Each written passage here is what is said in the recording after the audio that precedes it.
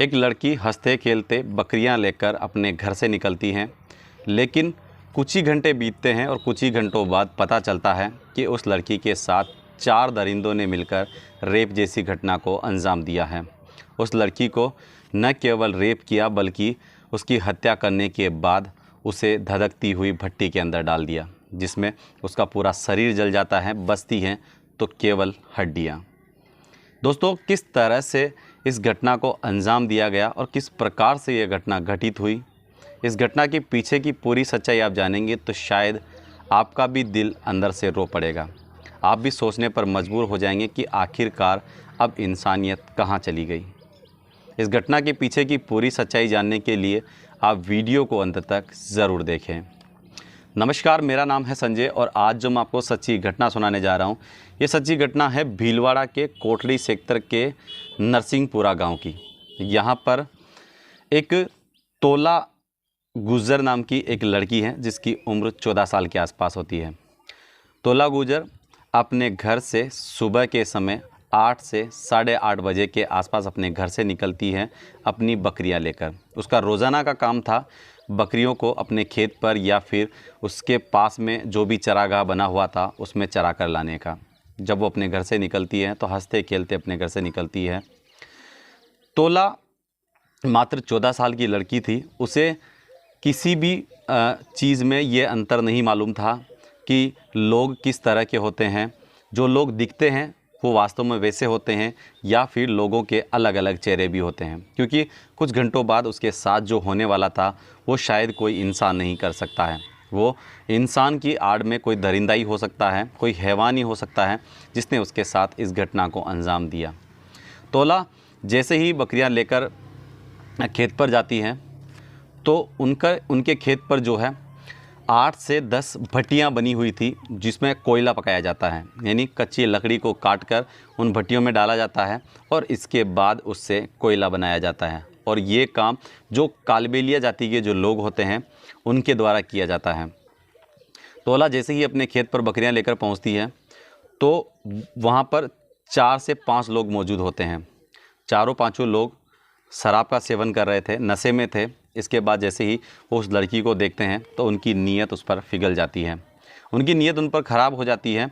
और जैसे ही उनकी नीयत उस पर ख़राब होती है तो वो उस लड़की को धर दबोच लेते हैं। बात होती है करीब 1:30 से 2 बजे के आसपास की।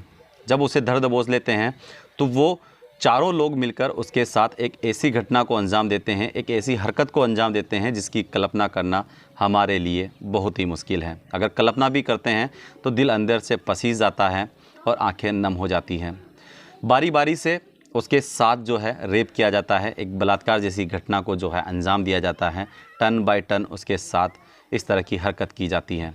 जब उन लोगों का उससे मन भर जाता है और मन भरने के बाद उन्हें पता चलता है कि अब लोग उन्हें नहीं जीने देंगे, लोगों को जब पता चलेगा तो शायद अब उन्हें कोई ज़िंदा नहीं छोड़ेगा। इसके बाद उनके खुरापाती दिमाग में एक आइडिया आता है और आइडिया भी इतना घिनौना आता है कि वो उसे वहीं पर मार देते हैं। मारने के बाद उसकी जो बॉडी होती है, उसकी बॉडी को जो कोयले की भट्टी धधक रही थी उसी भट्टी के अंदर डाल दिया जाता है। जैसे ही भट्टी के अंदर डाला जाता है तो आग में समाहित हो जाती है और समाहित होने के बाद उसकी बॉडी पूरी तरीके से जल जाती है। उसका एक भी सबूत नहीं मिलने वाला था कि यहाँ पर किसी लड़की को जलाया गया है। इसके बाद बकरियाँ 3 बजे घर पहुँच जाती हैं। घर पहुँचने के बाद जब तोला घर नहीं पहुँचती हैं तो घर वाले सोचते हैं कि शायद कहीं रुक गई होगी, किसी से बातें लग गई होगी, आ जाएगी 1 घंटे में, आधे घंटे में। लेकिन 1 घंटे बाद भी जब वो घर नहीं पहुँचती हैं तो घर वालों को चिंता होने लगती है। घर वाले परेशान हो जाते हैं। उसका जो भाई था वो भी परेशान होने लगता है। इसके बाद उसके जो पिताजी थे वो उसके लड़के को बोलते हैं कि बेटा तुम जाओ और पता करके आओ कि तोला अभी तक घर क्यों नहीं आई है। इसके बाद वो लड़का जाता है खेत के आसपास, देखता है जहाँ वो बकरियां चराने जाती थी वहाँ जाकर चेक करता है, पता करता है तो उससे कुछ पता नहीं चलता है।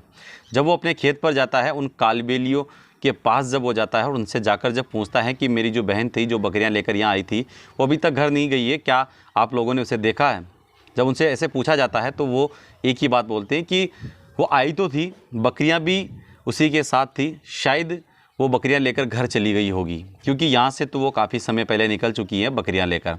उसका भाई भी उसकी बात मान लेता है और वापस घर आ जाता है। घर आने के बाद जब घर वालों को वो पूरी बात बताता है कि वो तो वहाँ से काफ़ी समय पहले आ गई थी, पता नहीं कहाँ चली गई है। इसके बाद धीरे धीरे समय निकलता है, 4 से 5 बजती है, 5 से 6 बजती हैं। घर वाले परिजन जो थे उसके वो भी परेशान होने लगते हैं। आस पड़ोस के लोगों को जब पता चलता है तो आस पड़ोस के जो लोग थे वो भी हैरान और परेशान होने लगते हैं। वो सोचने लगते हैं कि जो लड़की अपने घर को छोड़कर, अपनी बकरियों को छोड़कर कहीं नहीं जाया करती थी, आज वो लड़की इतने समय तक घर पर नहीं लौटी है और आस-पास भी उसका कोई पता नहीं चल रहा है। जब उन्हें किसी अनहोनी का एहसास होता है तो वो नज़दीकी पुलिस स्टेशन पहुंचते हैं। नज़दीकी जो पुलिस स्टेशन लगता है उनका कोटली थाना सेक्टर, वहाँ शाम को 7 बजे वहाँ पहुंचते हैं और वहाँ जाकर एक गुमशुदा की आशंका से जो है एफआईआर दर्ज करवाई जाती है। पुलिस वाले भी एफआईआर तो दर्ज कर लेते हैं। पहले पूछा जाता है कि उसका आधार कार्ड लेकर आओ, उसकी मार्कशीट लेकर आओ, अलग अलग तरह के सवाल किए जाते हैं। लेकिन पुलिस वाले इस बात को लेकर थोड़ी भी चिंतित नहीं होते हैं कि जो लड़की 3 बजे से गायब है वो अभी तक घर पर नहीं पहुंची है। वो अपना काम निष्ठा से नहीं करते हैं, पूरी ईमानदारी के साथ में जो है अपना काम नहीं करते हैं। घर वाले 7 बजे वहां जाकर एफआईआर देते हैं, लेकिन उन्हें लगता है कि अब पुलिस वाले उनकी कोई बात नहीं सुनने वाले हैं। इधर दूसरी तरफ जो उसका भाई था उससे रहा नहीं जा रहा था। कुछ परिजन थाने सेक्टर में बैठे हुए थे, गुहार लगा रहे थे कि आप कुछ उचित निर्णय लीजिए, हमारी जो बेटी है उसे ढूंढ कर दीजिए। इसके बाद उसका जो भाई था वो चिंतित था अपनी बहन को लेकर। वो वापस दोबारा अपने घर से निकलता है और वहीं पर पहुंचता है जहां पर वो कोयले की भट्टियां बनी हुई थी। वहां जाकर जैसे ही ढूंढता है तो उसे वहां पर उसकी बहन की चप्पल वगैरह वहाँ मिलती हैं, क्योंकि पूरी बॉडी तो उन्होंने जला दी थी, लेकिन गलती से उसकी चप्पल वहाँ खुली रह गई थी। उस पर किसी का ध्यान नहीं गया। जब उसके भाई का ध्यान उस पर जाता है और उसे पता चलता है कि कुछ ना कुछ उसकी बहन के साथ हुआ है। साथ में कुछ गांव के लोग भी उसके साथ थे, कम से 10 से 15 लोग भी उसके साथ थे। जब वो लोगों को वहाँ बुलाता है और उनको भी दिखाता है, और जब भट्टी को चेक किया जाता है, उसी चप्पल के पास बनी भट्टी को जब चेक किया जाता है तो उस भट्टी के अंदर से उसकी बहन नहीं बल्कि उसकी बहन की कुछ हड्डियां ही बरामद होती हैं। जैसे ही हड्डी निकल कर बाहर आती है, हड्डी उनकी नज़र में आती है, तो उसका भाई चिंतित हो जाता है और साथ में एक कड़ा मिलता है जो उसकी बहन हाथ में पहना करती थी। इसके बाद उसे पूरा यकीन हो जाता है कि अब उसकी जो बहन है वो इस दुनिया में नहीं रही है। इसके बाद जैसे ही उन लोगों को इस बात का पता चलता है, कालबिलियों को, कि उनको हड्डी वगैरह मिल चुकी है, उन्हें पता चल चुका है कि हमने उसकी बहन को मारा है, उस लड़की को हमने मारा है और अब ये लोग हमें जीने नहीं देंगे, तो वो वहाँ से भागने लगते हैं।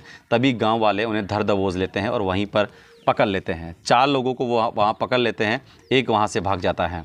इसके बाद जैसे ही पुलिस के यहाँ सूचना पहुँचती है कि उस लड़की की हड्डियाँ यहाँ से बरामद हुई हैं, इन लोगों ने जो है उसे जला दिया है, मार दिया है, तब जाकर पुलिस की, यानी रात के करीब 10 बजे के आसपास पुलिस की नींद खुलती है और फिर पुलिस जो है अपनी काम पर लगती है। जहाँ पुलिस मौके पर पहुँचती है, मौके पर पहुँचने के बाद जो है छानबीन की जाती है, उन हड्डियों को बरामद किया जाता है, कड़े वगैरह को, और इसके बाद उन चारों आरोपियों को पुलिस अपनी हिरासत में लेकर जेल डाल देती हैं। दोस्तों, बात केवल जेल डालने की नहीं है। जिस तरह से उस लड़की को मारा गया था, जिस तरह से उस लड़की के साथ में घटना घटित हुई, उस घटना को जब भी कोई अगर उसे मात्र सोचता भी है तो एक अंदर से जो दिल है वो रोने लगता है, क्योंकि एक मासूम सी लड़की 14 साल की, जिसे रेप बलात्कार के बारे में कुछ नहीं मालूम था, उस लड़की के साथ में इस तरह की घटना को अंजाम दिया गया। अगर उसे पता होता कि इंसान का जो चेहरा होता है उसके पीछे भी एक चेहरा होता है जो शायद उस लड़की को नहीं दिखा, अगर वो दिख जाता, वो इतनी समझ पाती, तो शायद वो उन लोगों के पास में नहीं जाती है। बाकी दोस्तों, उस लड़की के जो पिताजी हैं, उसके पिताजी को जब इस बात का पता चलता है तो उसके पिताजी इस हालत में पहुंच जाते हैं कि बार बार बेहोश होते हैं, और जैसे ही उन्हें होश आता है तो वो इसी बात को दोहराते हैं कि मेरी बेटी कहाँ है। इसके बाद कलेक्टर साहब के पास उसके पिताजी को ले जाया जाता है। वहाँ जाकर कलेक्टर साहब के पास भी उसके पिताजी एक ही बात की गुहार लगाते हैं कि मुझे मेरी बेटी लौटा दो, मुझे मेरी बेटी ढूंढ कर दो, और इसके बाद फिर वापस बेहोश हो जाते हैं। बाकी दोस्तों, इसके बाद मौके पर पहुँचे बीज निगम अध्यक्ष धीरज गुर्जर ने राज्य सरकार की ओर से 10 लाख रुपए की जो है राशि, और साथ ही में पीएम आवास योजना के तहत उन्हें आवास, एक मकान बनाने की जो है नाम में सूची में नाम जुड़वाया है, और साथ ही अपनी ओर से जो श्री मान जी धीरज गुर्जर जी जो हैं, उन्होंने अपनी तरफ से 2.5 लाख रुपए की राशि देने की घोषणा की है। बाकी दोस्तों, पैसे का कोई मोल नहीं है, उनकी जो एक नन्ही परी जो उनके हाथों में खेली बड़ी हुई अपने हाथों में चली गई, जिन्होंने उसे हंसते खेलते हुए खेत पर भेजा था बकरियों के साथ में, और जब आई तो मात्र केवल इतनी सी एक जो मटकी की हड्डी डालने की जो मटकी की वो बनी होती है उसके अंदर आई। जहाँ इतनी 14 साल की बच्ची को उन्होंने खेत पर भेजा था, वो बच्ची केवल एक सिरुंडी के अंदर जो है सिमट कर रह गई, एक छोटे से घड़े के अंदर सिमट कर रह गई। उसके आगे ये पैसे कुछ नहीं है, लेकिन फिर भी जो है धीरज गुर्जर जी जो है उन्होंने उस परिवार को आर्थिक तौर पर मदद की है, ताकि दुख तो नहीं बुलाया जा सकता लेकिन कुछ कम किया जा सकता है इन पैसों से, और कुछ नहीं हो सकता है। बाकी उनकी जो बेटी है वो वापस, हम भी जानते हैं आप भी जानते हैं, वापस नहीं आ सकती, और हम भी जो है इस बात को लेकर दुख प्रकट करते हैं। और हम इस वीडियो के माध्यम से ये कहना चाहते हैं कि जल्द से जल्द उन आरोपियों को सजाए फांसी दी जाए, उन्हें सजाए फांसी नहीं तो उम्र कैद दी जाए, क्योंकि जिस तरह की दरिंदगी उन्होंने की है इसकी कोई कल्पना भी नहीं कर सकता है। जिस तरह की हरकत उन्होंने की है इसे तो सजाए फांसी मिलनी चाहिए। बाकी दोस्तों वहाँ की जो पुलिस है, वहाँ के जो उच्च अधिकारी हैं, उनका भी कहना यही है कि जल्द से जल्द चार्जशीट लगाकर इनको जल्द से जल्द उचित सज़ा दी जाएगी, सख्त से सख्त सज़ा इनको दिलाई जाएगी। बाकी दोस्तों इस घटना को सुनाने का उद्देश्य किसी की भावनाओं को ठेस पहुँचाना या फिर किसी की बदनामी करना नहीं है, अभी तो आपको सतर्क व सावधान करना है। आप जहाँ रह रहे हैं सतर्क रहें, सावधान रहें, अपने बच्चों का ध्यान रखें। ऐसे एकांत में अकेले अपने बच्चों को कहीं पर ना भेजें, विशेष तौर पर लड़कियों को, क्योंकि आजकल की जो घटनाएं हैं लड़कियों के साथ में बहुत ज़्यादा हो रही है। लोग दरिंदे होते जा रहे हैं, लोगों की नीयत कब बदल जाए कुछ नहीं कह सकते, इसलिए अपनी बेटियों को संभाल कर रखें। एक नन्हे से फूल को बड़ा करने में बहुत समय लगता है, और जब वो फूल लोगों के पैरों तले रौंदा जाता है तो बहुत दुख होता है। इसलिए आप हमेशा अपने बेटे बेटियों का अच्छे से ध्यान रखें। बाकी दोस्तों इस तरह की सच्ची घटनाएं आप सुनना पसंद करते हैं तो इस चैनल को ज़रूर सब्सक्राइब करें और वीडियो को लाइक ज़रूर कीजिएगा दोस्तों। बाकी मिलते हैं एक और सच्ची घटना के साथ में, तब तक के लिए दोस्तों जय हिंद जय भारत।